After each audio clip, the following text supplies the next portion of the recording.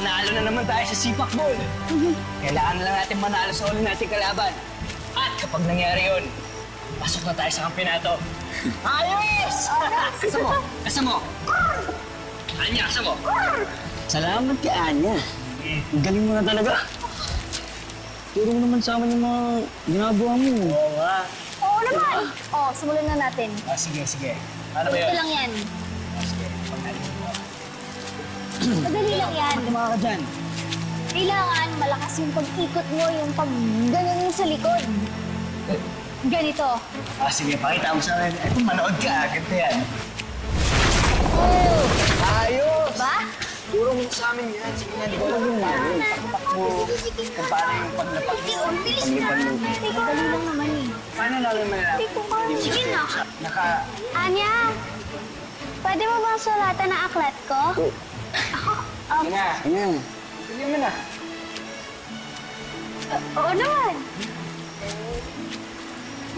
Ang galing mo sa sipak, boy.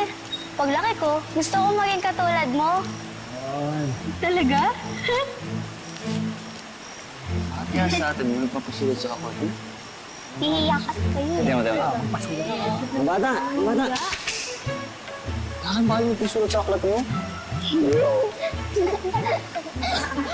Balik na ako! Dali! Pasus ka na! Ito na! Magaling yan! Sige na! Di ba? Maraming salamat po!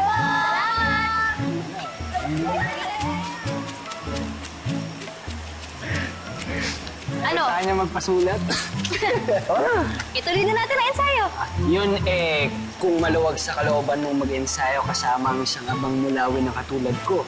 At isang abang tabo na kagaya ni Malik. Ayos lang ba sa'yo yun? Ano ba? Tigilan niyo nga ako!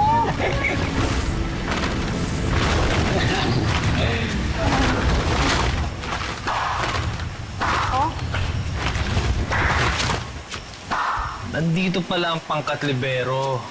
Nagwagi pa lang ng ilang laban. Akala mo kung sino nang magaling? Ano bang kailangan niyo?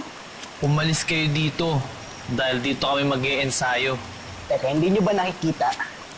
Nauna kami dito. Ano kung nauna kayo? Hindi niyo kami pwedeng paalisin dito. Hindi niyo naman pag-aari itong lugar na to ah.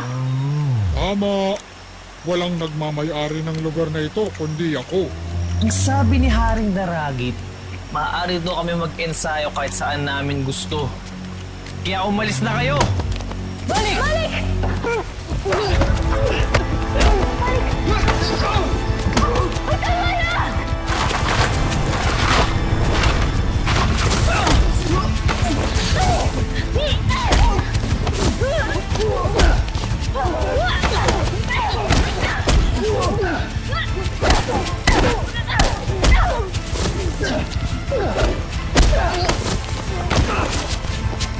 Tama na, tumigil na kayo! Tama na! Yan!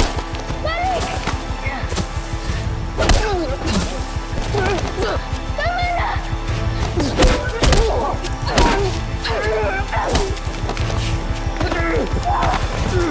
Tulong! Tulong po! Nanay Lourdes!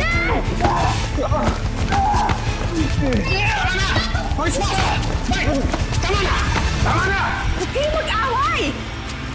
Mapalad kayo at dumating si Napanabon. Dahil kung hindi, pakpak mo na lang walang pasa. Pakpak mo ang bali-bali! Tama na! Umalis na kayo. Malalaman ni Haring Daragit ang tungkol dito.